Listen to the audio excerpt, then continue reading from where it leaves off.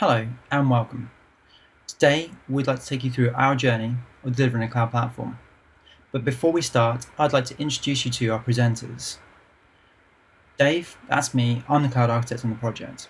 And later on, I'll be accompanied by Sam, our senior cloud engineer. To understand our journey, let's get some context of where we were and look at some of the challenges we faced. In this picture, we have several development teams, all delivering in .NET. Some deploy to AWS, some deploy to on-prem cloud, and some deploy to Azure. To support this development, we employed many tools and many technologies.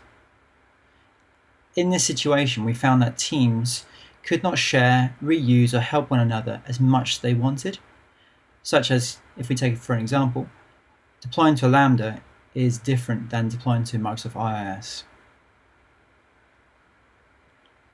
Let's take an example from a product team's perspective. We have a team that comes along and says, "Hi, we've developed a quotation service using a Lambda." Brilliant. We've also had to set up an API gateway and some automation pipelines. Okay, this is getting a bit more complex. It was hard because we had to consider many other things such as security, auditing, logging, configuration, and a bunch of other non-functional requirements. Okay, that's a lot of work now. Now consider that every team has a similar type of story. What we were seeing here is that the level of reuse is not being realized, and this is having an impact on our development. We have a sense of the issue. It's not new to most companies. Now let's look at what we have been doing to tackle this. We started with goals. Here's one of our favourites: to empower the development teams to rapidly deliver products and features to our customers. We then moved on to looking into technologies which can maximise consistency and reuse, such as Docker, which provides portability between the clouds, Kubernetes, which enables us to have auto-scaling, self-healing, and host those Docker containers. And then we put Rancher on top of this to give us that consistent management plane across the cloud providers. Now let's revisit the picture that we saw earlier on with the three clouds. By utilising a common Kubernetes baseline, we are able to deploy applications, whether we develop them or third parties, but we can deploy them in a consistent way. This now allowed us to maximise the shared skill sets between our development teams. As with all journeys, we need to start somewhere. For us, we started with AWS. Utilising its managed Kubernetes service, EKS, this enabled us to deploy our services and containers. Finally, we're able to expose their APIs via the API gateway. Brilliant. Let's put this to a side. We can now look at how we deliver change. A product team comes along with a new feature. They check their code in. This is built, tested, and packaged using our CI/CD toolset. The package is then sent to Rancher, which is our security boundary. This then routes the deployment to the correct cluster. At this point, we have successfully delivered. Everyone's happy, brilliant. However, we know that's not the full picture. We need to ensure it remains healthy. The team can use Rancher to administer any cluster. In this case, they're making use of various best-of-breed tools to provide the crucial visibility. A key factor, though, to delivering is our service blueprints, which are a set of simple-to-use templates. These allow the developers to go from no code to deploying a service in minutes. The templates include cross-cutting concerns such as logging, validation, as well as automated pipeline setup. This means the developers can focus on features for our customers. Let's revisit that product team from before. Now when we make a change, we can see that the cloud team will provide all the cross-cutting concerns in a consistent fashion. So what does the product team have to deliver? Well, they're mainly focused on the business value, the feature for the customer, and they package that into the container using the templates that we mentioned just before. This means that they're empowered to divert more for the customers. You may pick up on a theme: standards and consistency. Our centralized platform is built using off-the-shelf tools and standards. The outcome to this is alignment, enables the knowledge sharing across the world, reuse, maximizes adoption between clouds, productivity, simplify and automate for the developers such as deploy and run a service, support. Off-the-shelf tooling opens us up to a massive pool of experts for help. We can then focus on making a difference. The bottom line, we enable development teams to rapidly deliver features to our customers. Hopefully by now you're imagining a great picture. However, let's show one working. In this demo, we will deploy, debug, and make a change. We'll also show some of the tooling that will illuminate the landscape. The demo is a simple e-commerce site. We all have an idea of how one works, but let's have a quick review. We start off with perusing a catalogue, adding items to a basket, checking the basket out.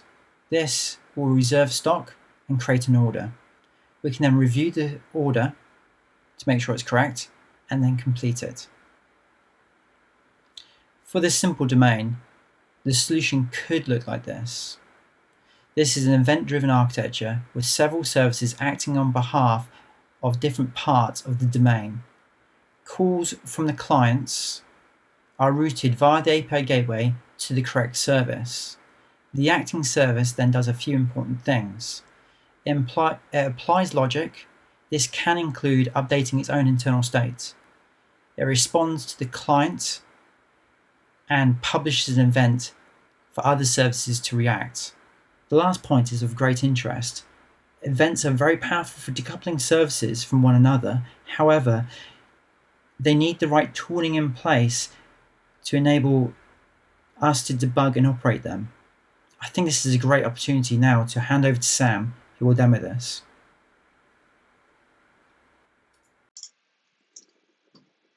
Thanks, Dave, and hi, everybody. So as Dave's already explained to you, this is going to be a demo for a simple e-commerce shop. We're going to be showing the customer going through a standard flow, really, to actually list all of the items that are available to them, and to go through and actually start browsing these items, creating a basket, adding an item to a basket, checking to see if that order is ready in our system, and then completing the order and sending it to the customer. So if we run through all of these, you can see the interactions that they're going through at the moment. And so you get all the responses coming back, then actually going through and looking at some of the items, creating their basket, to say, performing the checkout, and then starting to get the order ready. As you can see, it's taking a little bit longer and actually fails. So as an IT guy, so as an engineer, I'll be going through and actually trying to understand what's going on. So the first tool we'll be looking at is Kiali, and Kiali is an Istio-based service mesh management tool. Istio is the gateway that we use to collect all of this information and powers a lot of the tools that you'll see today. So Kiali actually will show you, this will be a great thing to have on a dashboard somewhere to actually show when things are going wrong. So you can see there, as part of the ingress gateway, you can actually see a big red line. So all the teams in the background now screaming, going crazy. Oh my goodness, it's all failing, as the exciting IT professional lives that we lead. Am I right? So next, we understand now that there's a problem with the gateway. So we go to a tool called Jaeger. And Jaeger is a tracing tool. It helps to visualize and describe the end-to-end transactions for the requests as they go across system boundaries. So going over to Jaeger, we know that it was the API gateway that was failing before, so we can actually go in and actually view these traces now to actually get a feel for what's actually happening in our applications. So if we expand one of these errors, we can actually see some really useful information here. And as a developer, it's really something quite cool to be able to see all of this useful metadata to get a feel for what's actually happening within the system. And more importantly, though, to actually see this error, we actually get log messages in here as well. And you can see this really useful log message coming through, which says that there's no such service or address. So that's kind of an interesting problem to actually tackle. So if we flip over to Rancher now, and Rancher is a complete software stack that enables adoption for containers through Kubernetes. So in here, you can actually see that we have 3 teams that are currently in play, the Alpha, Beta, and Charlie teams. Charlie are the guys that will look after the API gateway and the data, so making sure that the requests actually get into the applications and any data that the applications create are actually managed. So Charlie looks after these two important pieces of the distributed system. Alpha has the basket and warehouse, that's their responsibility, and Beta will be the catalog and ordering. So as you can see now in the Beta team, only catalog exists. So we'll need to create the ordering application here. And all of this will be automated normally, but if we, for the purposes of this demo at least, we'll be manually creating these. We're going to be using a Kubernetes manifest file, which is a YAML file. And what we'll be doing here is pasting in all of the YAML that is required to create these applications. This describes the different components that needs to be created within Kubernetes for this to actually work.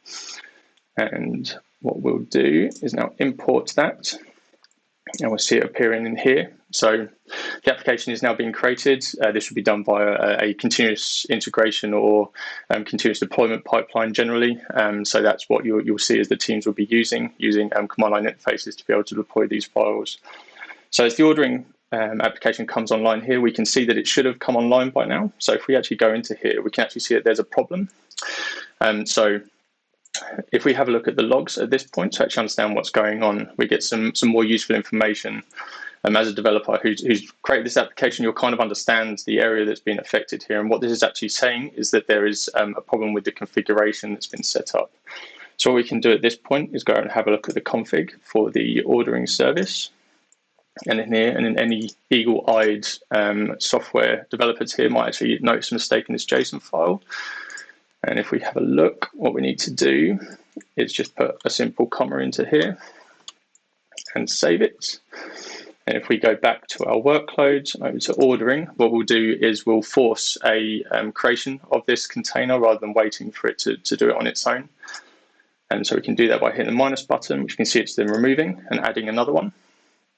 This will then bring the ordering application back online, and we'll just wait for that to happen.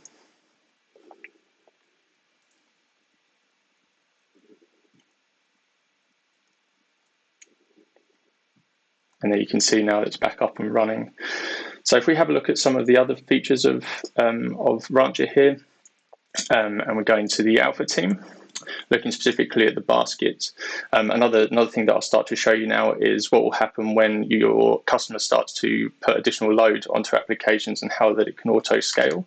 So if I just simulate some load in the background here, we should see these start to increase. Now, while we're waiting for that load to actually kick in, we can actually look at what's actually happening with our containers as well. So you get kind of near real-time kind of utilization diagrams of what happens within this particular pod. So as we see it, we'll start to increase, and hopefully we'll see those pods creating more containers to keep up with the demand. So other things you can actually do within here is if we open up Grafana, and this gives you additional metrics here to actually be able to see a lot more useful information as part of your pods. There's a lot more dashboards you can actually have as part of this as well. As you can see here, so you can actually go and get a real feel for what's going on within your Kubernetes cluster. So as you can see here, this is now the CPU is now starting to spike. And then you can see the additional pods now coming online. So these are some really cool features that you can have, and literally you don't have to do very much as a developer to be able to get this set up. You just have to understand what your applications are doing, which you can get from these metrics and also from Grafana, and then viewing things like Kiali and Jaeger to actually understand what your applications are doing, and then set up these scaling groups to actually be able to manage these loads. And if we have a look at Kiali now, we'll start to see the amount of traffic that's actually flowing through here. I mean, to a normal engineer, this would look like a denial of service attack, but for the purposes of this demo, at least you can actually really get a feel for what's happening here. So this is really everything I wanted to show today as part of the demo. I hope you've enjoyed this, and I'll hand you back to Dave. Thanks very much. Thank you, Sam. That was epic. We'd like to conclude our presentation for now. With that, we'd like to thank you all for listening and hope you enjoy our other talkers in SEACON.